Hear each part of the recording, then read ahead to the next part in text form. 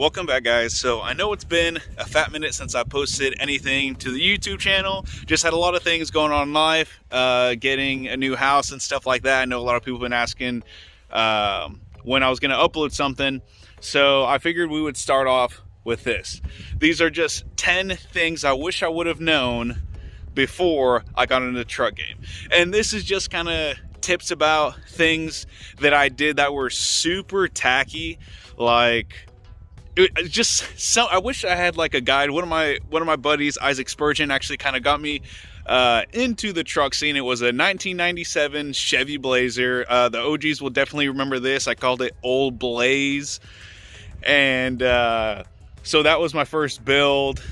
And I kind of started off from there. He had a ZR2 and a two-door Blazer. He had those jacked up on a 6-inch lift, and we thought that was just huge. Like, I thought that was the coolest thing ever. So then I had this 97 Chevy Blazer handed down for me from my older brother. It didn't run, so I spent the little bit of money that I had and pulled out a loan from the bank and worked as a dishwasher at a Chinese place and put the money towards that, fixed it up, and that was my first vehicle for high school. So I started building that and getting into it. And so this is where we kind of run into that first step, number one, of one of the things that I regretted doing when I first got my build. And that being sticker mods. Now, hear me out when I say this. Stickers like this is just a way that whenever I get sponsored by a company and some type of an ambassador for a brand, the agreement that we have is that I'll tag them in all my Instagram posts, put them in my bio, run a sticker somewhere on my truck that is visible, and that's where I put them on the truck. Now, that is completely understandable. When I mean sticker mods, I'm talking about this. I had a Raptor decal, is what they would call it, on my Super Duty. That was, back in the day, was one of the first mods that I did to this truck, and the same thing on my Blazer. I think I have a picture somewhere where I had a whole bunch of stickers on the back glass, like "Don't follow me, you won't make it," and just like a bunch of tacky things. Stickers are very tacky. They have to be done in a certain way. Like, it's just difficult to kind of explain, but you will understand that at the same time. Now, my truck looks a lot cleaner without it was called a RIP decal for all of you calling it a Raptor sticker. It was never a Raptor sticker, although I did like Raptors. I almost bought one, but I got the 6.0 instead. But I think that's kind of where the idea came from. It was Raptor based, but it was not a Raptor sticker. But it looks a lot cleaner. The less stickers, the better. The cleaner your vehicle will look. So just watch your sticker placement. Do not over sticker your car. Do not put, please to God, do not put, let me guess, license and registration. Do not be that guy. That is the tackiest thing ever. When it first came out, yeah, it was actually really funny. And that was like, it was like, oh, that's intuitive, I think is a word. So it's like, that's kind of neat. But now, no, don't be that guy. Don't out sticker your vehicle. Maybe one or two, like Green Handle Life or something, maybe, but don't go putting your stickers everywhere. Number two is going to be Tailgate Strip, where people run that strip down here, and after running it for 2 months, it gets moisture in it, and 4 of your pods are out, or 4 of your LEDs are out. Some of them are on, some of them are off. That left side turns, doesn't work the right side. Those, in my opinion, are very tacky. Not only that, but a lot of people run the wires. They'll run from up here, loop down, and then they plug into your trailer plug system. So it's just a bunch of bare wires sticking out. I could never get with that. I did do it. I'm not gonna lie. I did do that. That's why I'm telling you guys this as well. I did have that on my Super Duty. So that was kind of a tacky mod. They can come in handy at times because they make some with the big strips that have huge LEDs that help with the backup. But in that case, you might as well just get expensive LED reverse bulbs, like for 40 bucks, and just, save all that time together. Just replace some bulbs and you'll be able to see fine at night. And I just want you guys to understand, this is not a hate video making fun of people that run them. I have been that guy that has ran them. I've ran the stickers. I've ran the LEDs, and all of these things I'm explaining to you, I have ran them, except for, okay, one of the ones that we're cutting up on next is not something I've ran and I never will run. But I have ran most of these, and that's why I'm trying to explain them to you. So don't feel like I am, putting a hit on someone or directing it to somebody, because I did all of these things, and I wish I would have known. I didn't really have anyone to guide me. I was young. I was, trying to figure out what was cool, and no one really explained to me. So I'm hoping that I can relate this to you guys as my audience, and you guys can just be like, oh, okay, well, I wish it's a good thing I knew that, because I was literally about to buy that strip, or I was about to do this or that, So let's move on to number 3. And that is Rockstars. Rockstars are the most hideous wheels on this planet. I have no idea why people run them. They were cool, I think, like in 2010. I remember seeing them when I was like in elementary, like, man, those are cool wheels. But like, they're not cool wheels. Do not spend your money on them. They are tacky. I think boomers run them. Like, you can run fuels, like, just, I don't know, find something super cheap to run. XDs, do not be that guy that runs Rockstars. Luckily, I was never that person, but those are just so tacky. And this is not just coming from me personally, it is coming from tons of people that I meet at shows. I go to quite a few big shows, and I meet a lot of people. We'll be just talking in a group. It's like, oh, that's a slick rig. You look down, you're like, all that money, and they have Rockstars. It's literally just a distasteful wheel that a lot of people agree with. People actually call them this. Chicken stars is what people call them. So, I mean, unless you're a boomer, unless you get them, no. If you're a boomer, just don't run them. I was gonna say maybe if you found them for like $100, but no, just don't buy them. I'm running 22x14 Anthems. If you are getting into new wheels, I would recommend running at least a minimum of 22s, because 20s that is just old school. With 22s, you can still put, these are 36s, and there's still plenty of tread left on them. I mean, they are not like rubber band tires. There's still plenty of tread left on these. These are 375 1550s. They're Nittos, and they are awesome tires. I've had these things for literally 4 years, and they still have tread. I mean, they're just awesome tires, and I'll never go with something else. So that is number 3. On to number 4, light bars. Light bars are a thing of the past. Unless you are an off-road person, like, I can maybe understand running light bars, but in the truck industry, the RGB light bars that go up front, like I used to have, here's a picture right here. It was cool back in the day, but it's been about 2 years since I removed it, and I had so many people telling me, dude, you gotta ditch that light bar, and I kept it on just because people were telling me to take it off. That's a thing of the past. Light bars are not really a mod anymore. They're just something cool to have if you're a Jeep guy or you actually do off-road your vehicle. None of us off-road them. The only reason you have it is to be a D-bag, and if someone doesn't shut their lights off, you want to be that guy that gives them a taste of the sun. So I do the same thing, but I have 4 3x3 cubes on my Precision Series move bumper, and believe me, that's plenty of light. With my high beams in this, they know, like, hey, shut your lights off. Light bars, now a way that they can be mounted in a cool way. If you get a Precision Series, or if you get a move bumper in general, or any bumper that has the light bar mount, you can put it in the bumper, it looks clean. Or some people put it inside of their grills. There are clean ways to use a light bar. I'm not saying that do not run the light bar in general, just don't put it up here, please, especially if you're a truck. It's just tacky. So let's move on to number 5. And number 5 being a very important and critical thing. When you are starting off on your build, you are going to try and get sponsorships as fast as you can, because all the cool guys have it. You just want to run a sticker and you want to say, I'm sponsored by Jam Handle or Anthem or Nitto or Bolt Lock, whatever. You just want to be a somebody. It makes you feel like a somebody, like you're important. You have to be very mindful and careful of who is a real sponsor. One thing I'm going to let you know is there is not a sponsor out there that is going to make you pay to run their merchandise for you to post them on your Instagram, YouTube, Snapchat, TikTok, whatever.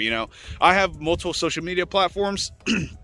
So whenever I am making a sponsorship resume and, going to email it into somebody, I try to sound very professional. I had run into FCK Light Bars, which this is a big name, and this is still a huge issue that a lot of the truck community still runs into. These guys literally buy and sell Amazon products 4 times marked up, and they give it to you guys telling you they build it in-house. So these guys will charge you $25 for an application fee. There are 4 different tiers you have to get into to be able to be sponsored by them. It's like $100, $200, $300, $400. If you spend $400, you have access to all their stuff, and they'll send you free products to test all the time. They're a huge scam. Be mindful. Try and do your research. Google them. Look them up on BBB. It's Better Business Bureau. That's where I found out Primo Dynamic, headlight company, had scammed me over, it was like a $700 set of headlights that I had paid for this truck when I first got sponsored by them. They're like, yeah, you're lucky, man. This is a $1,200 value and you're getting a good deal. They were the most basic projectors and everything. You just make sure you do your research. That's all I'm going to say. And this kind of just falls into my next category for this, is lighting companies on Instagram are a scam. And I'm just going to say this because there's not a lighting company out there on Instagram that actually builds their lights. I think there's one for sure I can think of. It's KC Lights, and I can't remember the other one. But these are the only 2 companies I could think of that build their own lights, and they're unique in their own way. If you are finding these rock lights on Instagram company with these 3 little LEDs, they're a scam. Those are literally Amazon rock lights, guys. It's called drop shipping. You pay them, they are ordering it straight from China or the warehouse, wherever it's coming from, and they're sending it to your address. While they're paying $30 for an 8-piece, let's say, you're spending $200 for the brightest lights on the market. So these 2 things kind of run into each other. Watch who you get sponsored by, do your research, and I'm just gonna, like I said, 95% of the time, those lighting companies on Instagram are a scam. They are not building those lights in-house, and I just want you guys to make sure and just be educated on that matter. And for this, just learn how to ask about a sponsorship. Don't be that guy that DMs them and be like, hey, I like your lighting products. I will run a sticker on my truck and tag you on my Instagram. Would you like to sponsor me and send me free products? Don't be that guy. For this one, I'm just gonna say, if I get enough comments and enough of you people want an informational video about this, I can show you guys how to get sponsorships. I can give you like a rough draft of what my resume looks like, how to say it, in a proper way. So just a lot of the time, just quick tips, just find the email, get a hold of that person and be like, hey, I'd like to, fill out a sponsorship application. So you can do it that way, or you can write one out. It's almost like a job application, but you're explaining how you can benefit the company, how it can be a mutual benefit between the company and yourself. Learn a way to send a good sponsorship resume to a company. Get a hold of one of your buddies. If you know that they're sponsored, ask them how they did it. Get a hold of just people on Instagram. If you see that they're sponsored, just ask them, hey, how did you do it? How did you go about it? So just learn how to make a good sponsorship resume before submitting it to a company, because most of the time you only get one shot. Make yourself separate yourself from everybody else and make yourself unique, because they get hundreds of DMs every week asking for a sponsorship and free handouts. And that's just another thing. You're not always going to get everything free. A lot of it's just going to be half off, 30, 25% off. Don't be greedy. Don't try and always get everything free, especially if you don't have a big social media following. A lot of them recommend that you have at least 5,000 followers or more. The more followers you have, the more interactions you have, likes and things like that, the more likely you're going to get a sponsorship. On to the next one. And since we're talking about being patient, you got to be patient whenever you first make your Instagram profile. It is not going to take off as fast as you want it to. Unless you got a super sweet build, it's going to be very difficult to take off. Mine is not amazing by any means, and it took a long time to get it to where it was at, and I still have a lot to grow. So just be patient. You got to learn how to be able to make also different social media platforms, so you're pulling it from different audiences. Like I have a TikTok, Instagram, I have Snapchat and YouTube. Whenever, for example, I make a post on my YouTube, I share some of the best clips that I have on TikTok, and I say, check out the newest upload. So I'm pulling audiences from TikTok to my YouTube. Instagram, same thing. I'll post a picture on there, new video is up, check it out. I'm pulling audience from there. On my Snapchat, I post the link and I say, check it out, guys, just uploaded a new video. So you got to learn to expand your following to not just only Instagram and everything, but being able to use all of your social medias that you make and make it beneficial to you, and just expanding. And especially in this time, like, anybody can be famous just by doing anything. So many people are famous nowadays just off TikTok and just making dumb videos, you know? So just be ready for that. Just be patient. Now, one of the biggest things is when you're going to build a truck and everything, this is a pretty big one. Do it right the first time. And I'm sure you've heard this maybe from your parents or a lot of other people, but I've heard it from my dad a million times. If you would have done it right the first time, that wouldn't have happened. Always, when it comes to build, don't halfway something, you know, like hiding your rock lights or something. It's like, well, nobody's going to see it. I'll just, whatever, this will work. Someone's eventually going to see it. Your wiring's going to fail or something. You're just in general, building your truck, do it the best of your ability. Do it right the first time so you don't have to go back. I cannot tell you how many times I've gone through this truck, redone something, and it just not work out because, like, you know, past me didn't do this right the first time. So just, if you know that you're going to regret doing it and you're doing it knowing, like, I probably should have done that, go back and fix it, because a month or 6 months down the road, you're going to be kicking yourself in the butt because you're going to be sitting inside on the couch. You're like, dang it, I have to go work on the truck. I wish I would have just done it right and I wouldn't have to deal with it now. So just do it right the first time. And the final thing, I want to say it's very important, in which it is, just be ready for the hate. You are going to get made fun of for the way you build your truck and do everything. There are people that would watch my YouTube channels just to make fun of them and be like, look how cringy George is, or, which people still do. Instagram, people would just, you know, look at my posts and it's just like, did you see what George posted? It's like, he said that big update's coming, all he's doing is this or that, you know, like, people are always going to find something to badmouth you about. And I have always tried to be very mellow and nice to everybody in the truck community. And even then, people think of it as a weakness, like, oh, George is too nice, he's not going to say nothing, you know? So, like, you also got to find a point when to stand up and say something, but also got to watch the way that you go about it. Because whenever you start getting a social media following, if you post something that makes you, like, lash out, it could make you look ridiculous. People can share it, screenshot it, so it's out there on social media. So just be ready for all the hate. People are going to make fun of you. You're going to lose friends because there's a lot of people that like to keep you on their level, you know? And as soon as you start going past them, you'll start to see that they're going to stop talking to you. Just because that mentality that you have where you want to grow, you want to be different, you want to expand. There's a lot of people that don't like doing that. They just want to stay inside their little bubble where it's safe and not take any risks in life. So just be ready to lose friends, lose a lot of people that helped you in the truck scene in the beginning that don't want to help you now because they're like, dang, like, he was a nobody and now he's starting to get somewhere, and, you know, I don't really want to associate myself. I don't want to help him anime because he's going to pass me. Things in that nature. I just wish that I had somebody, you know, to kind of help me in the beginning and would have let me know, you know, things were tacky. Like, I just did a lot of things because I thought they were cool. I tried to get sponsorships. I ran into a lot of issues building my truck because no one was really there to explain to me, so I had to learn all of them the hard way, and which you're going to learn all of that the hard way yourself too. But don't give up. Like, it gets better. You'll get there eventually.